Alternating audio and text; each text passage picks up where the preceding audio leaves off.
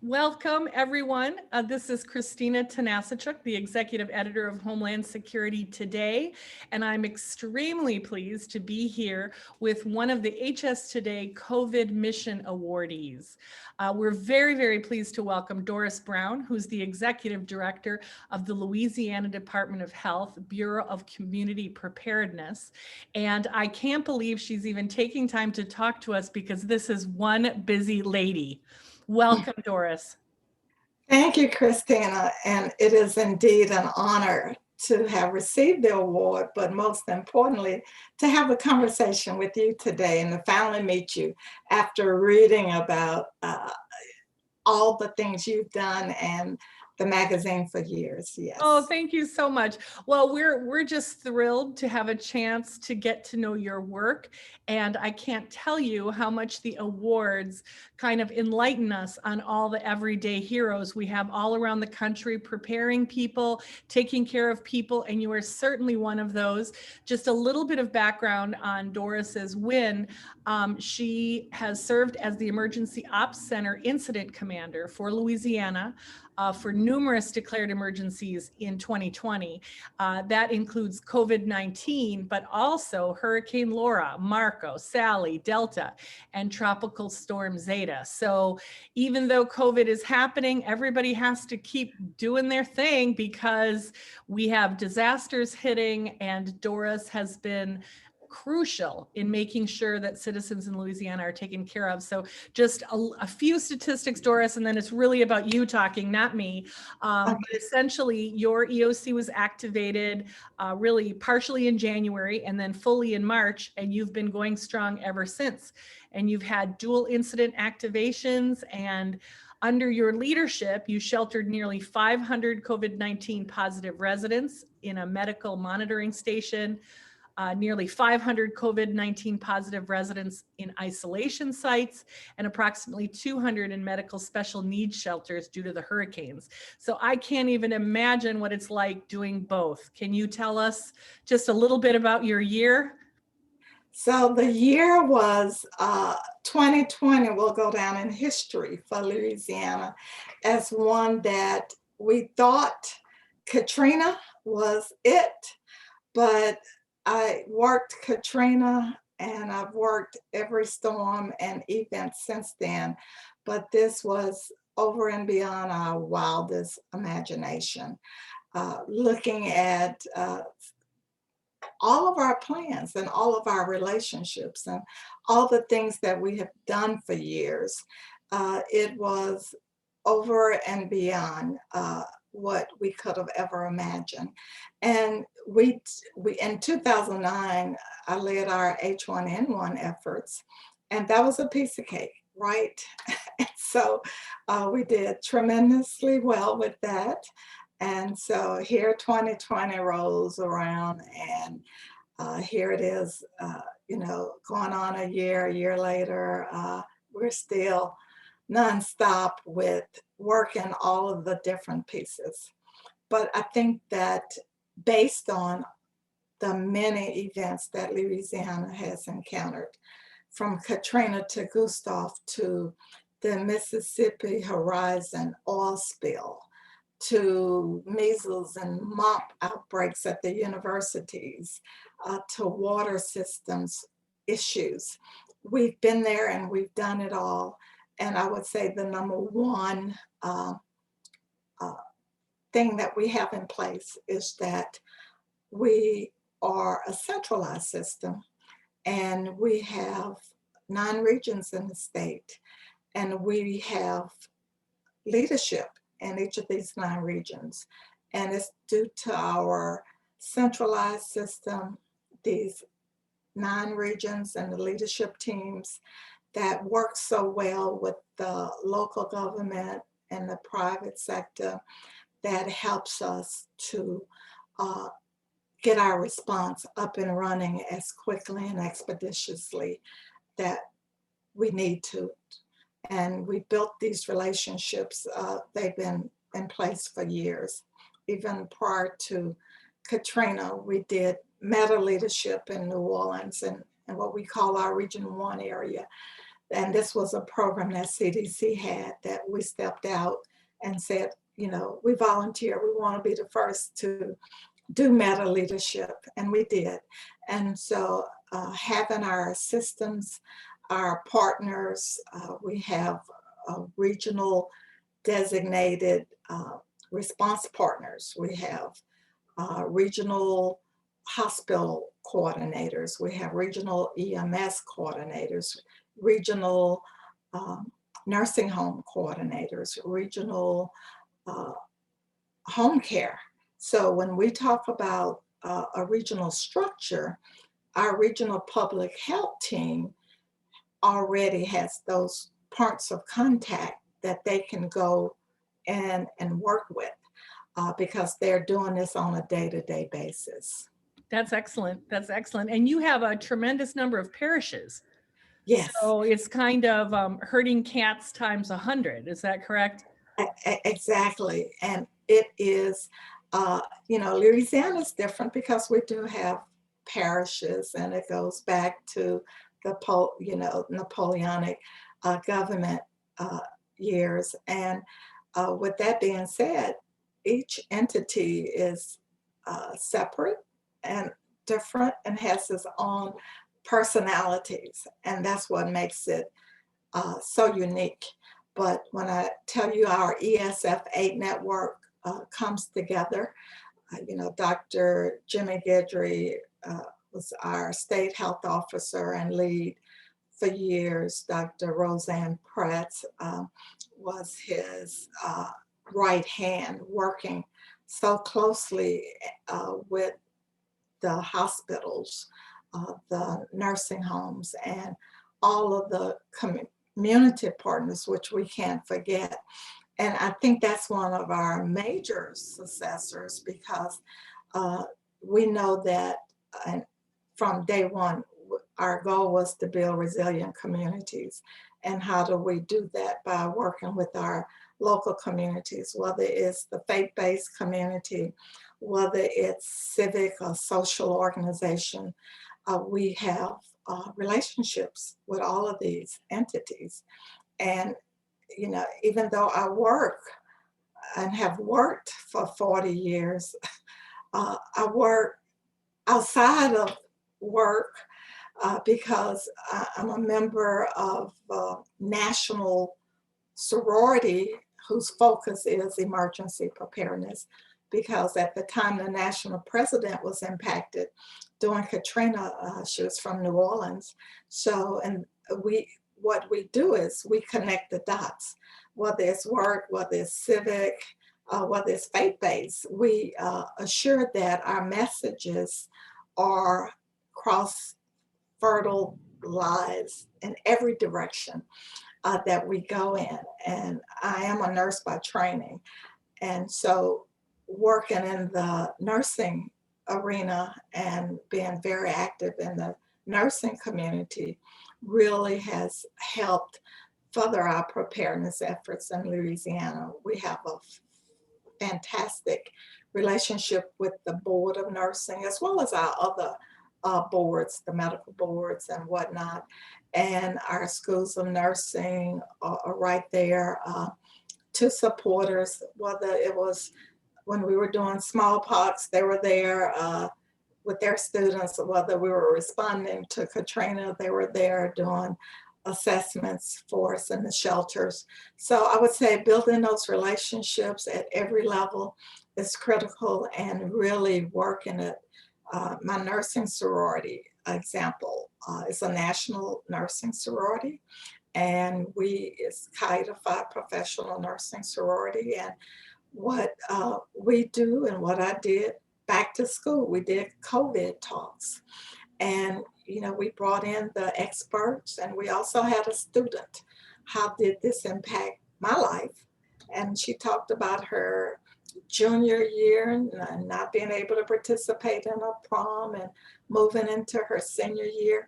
So it was realization, but the reality and how she was able to help a lot of students cope.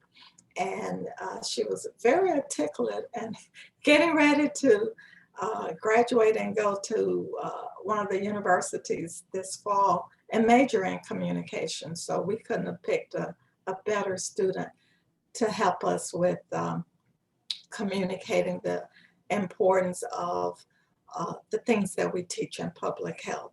You know, That's how do we excellent. social Excellent. distance and whatnot. Yeah. So I hear you talk a lot about relationships, and we all know the number one emergency management saying you don't want to be exchanging business cards at the scene. So it sounds like you have been kind of fertilizing that ground for your entire career. I love to hear that. My daughter's actually at a sorority at UCSD. She's actually president of all the sororities. So I have a new Oh, awesome. appreciation, yeah, for the Yes. work that sororities do, and that's incredible that you reached out to that community, and that, you know, Katrina was kind of the catalyst for your president getting engaged. That's terrific.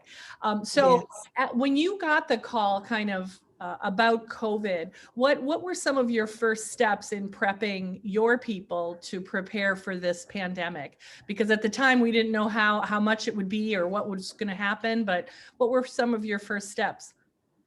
So first of all, we partially activated in January, and we did not have our first case in Louisiana until March. So we had a team in our EOC that was monitoring the watch desk. That's what our central hub, and looking at the CDC website every morning. That's one of the things we do, monitor national clippings, and really preparing the team. So we had many meetings with our section uh, uh, chiefs, looking at all of our overall plans, pulling out our plans. Uh, did we need to blow the dust off? Nah, not just then, but because they stay uh, on our desktops, and we have playbooks in our emergency operations center where whether you're ops chief or logistics, or whether you are an admin finance chief, we have our playbooks that we keep updated on a continuous basis. So one of the things we did, of course, is pull out all of our playbooks, look at our plans. We have one of the leading volunteer management programs in the country. It's called LAVA, Louisiana Volunteers in Action. And so with LAVA, we looked at that. We prepared messages. We already have pre-scripted messages that are ready to go at a moment's hat, depending on if we're activating for a shelter, or right now, if there's a need to go give flu shots, we could call a team, activate, you know, we have these volunteer opportunities for you. So we also have a group of retirees, retired public health nurses and public health professionals that we've utilized, and they can come in and, you know, they've been there, done that, and so they can come in and start work. So that, you know, looking at the first things we did was really look at our plans, make sure all of our systems were in place, making sure that we have contingency contracts for all of our providers, looking at those, whether it's staffing, we have staffing contingency contracts, we have supplies, we have medical supplies, we have equipment, we have trucking companies. So really looking at all of those contracts and seeing, okay, are they up to date? Is there anything else we need to do? But just being ready to be able to move forward if need be. Mhm.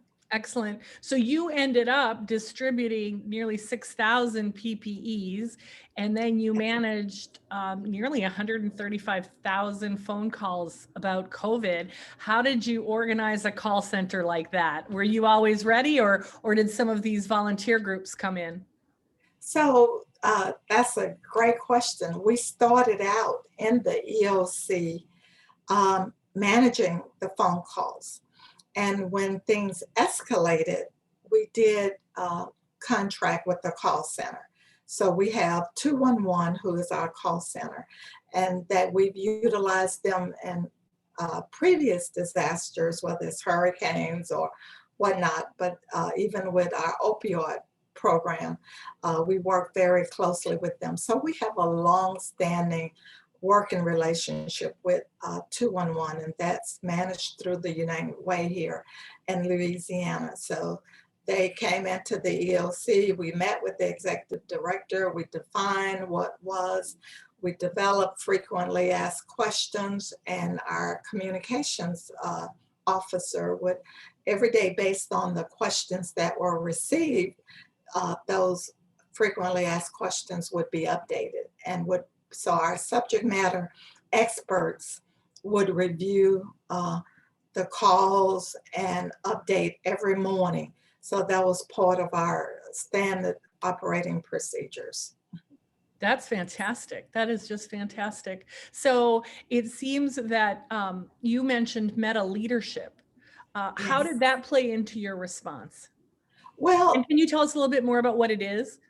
oh, meta leadership is, and this is what CDC did, 10, 15 years ago, and still in play, but it is pulling the locals together to work together. And I think we were ahead of the 8 ball in Louisiana because of all of the disasters and all of the incidents that we've had. So meta leadership is a form of getting those non-traditional partners to the table, working with them, getting them to be part of your normal operations as you move forward. You know, we do the regulars, as you've heard me speak to, but how do we get some of those other organizations that are community-based, that may not be a normal response entity, but they have things that they could bring and support a response operation. So yes, we did that, and we worked together. And of course, New Orleans is one of those major cities that all the support and help and partnerships are so critical, and it has been. And one of our deputies was in New Orleans during the time we did meta leadership. So she's very much familiar with and was what we call our public health emergency response coordinator for New Orleans. When right after graduate school, she came on board with public health and came up through the ranks, and been with the agency 10 years. And now she's in headquarters with us. So that and again is, you know, also how we build relationships with the universities, Tulane School of Public Health, Southern University, Masters of Public Administration programs, really looking at their students and how do we help nurture, coach, mentor, and train them in EP. So that's been one of the big areas, I would say, of successes for Louisiana. We have a great relationship with Louisiana State University, School of Public Health as well, and the School of Nursing across the state. Yes. So we've only done a few interviews so far, but one of the themes that we really hear loud and clear is that theme of kind of public-private partnership and certainly communication and information sharing. What is your advice for, I mean, the best way to keep those relationships alive, to keep the communication flowing? What are some of the things or techniques that you use that make those relationships so vital and important? Oh, yes. So it's not just doing an event. So how do you utilize these relationships on a day-to-day basis?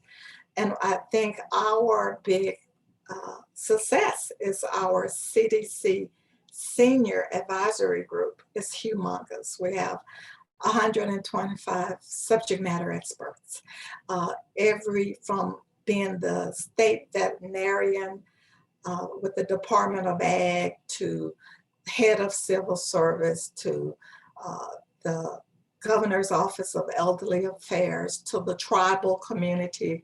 So they sit with us when we're planning.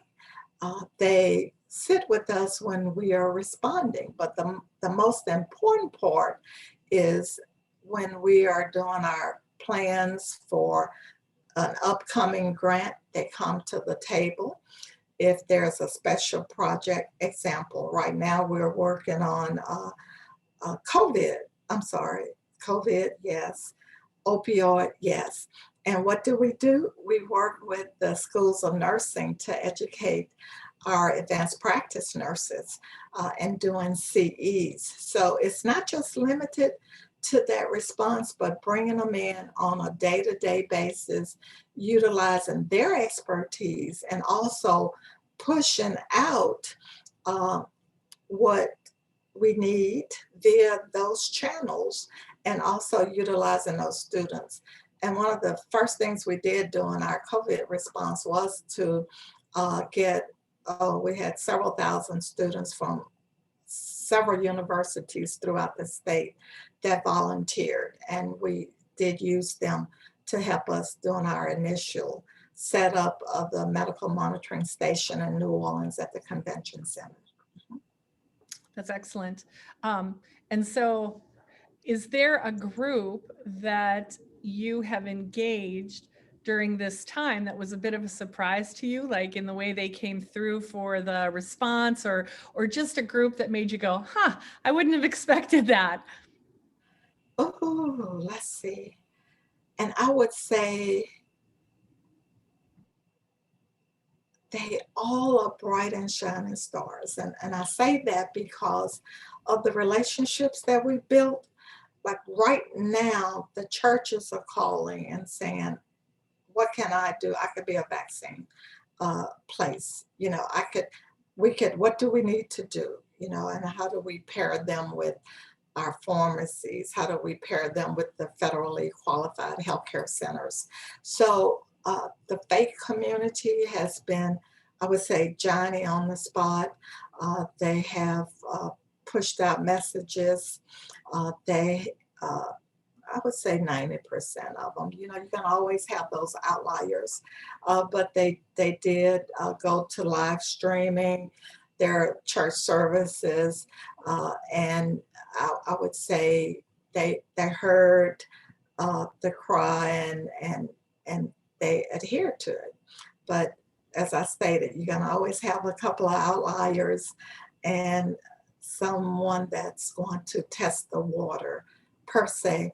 But I would say the faith community, and especially in our minority communities, because you know that's a big place for our African Americans to go and to that's their place of worship. And so having the faith leaders understand and take the lead and communicate, I would say, was really, really critical.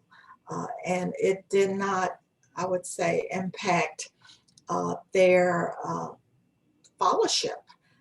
What it did was it increased it because people could log on to Facebook or YouTube and follow their services now without having to leave home.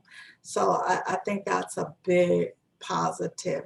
And that was one I said, oh, that didn't not happen. So Excellent. yes. Excellent. Okay. So if there is a message, I mean, you are in charge of public health. So if there was a message that you find that's just still really bothering you that the public is not getting, do you have a message that you wish that people would understand or adhere to a little better? Or is everyone Yeah. in Louisiana perfect? No, everyone in Louisiana is not perfect. You shouldn't have said that. We're not. My message would be if we could continue to mask up, wear the mask. The science tells us that it is the best measure. Socially distance. I know it is hard. We're social creatures, but we have to understand that the only way we're going to mitigate this is by masking up, staying socially distanced, washing hands, and use this technology that we call WebEx, Zoom, Microsoft Teams. There are so many different free conference calls, have video conferencing, FaceTime. You know, so many different mechanisms now. You can literally reach out and touch and see. So, and I think that's the biggest struggle for us, you know, being down south. We are social creatures and we love to come together. Families, whether it's for football games, tailgating, whether it's for Mardi Gras that just happened Tuesday, a Fat Tuesday, whether it's for what we call the big sugar bowls that we have in New Orleans, or the Big Bayou Classics. It's how do we not have them, and how do we stay home, and how do we change the way we do things. But we are working towards getting more people educated and understanding how critical this is, and how we must maintain our vigilance with following those guidelines. Absolutely. So as our parting question, you are again in public health, and what advice do you have to other public health leaders who are also struggling with some of the same challenges? And how did you manage all of the hurricanes and the COVID? And what advice do you have to them, like your peers?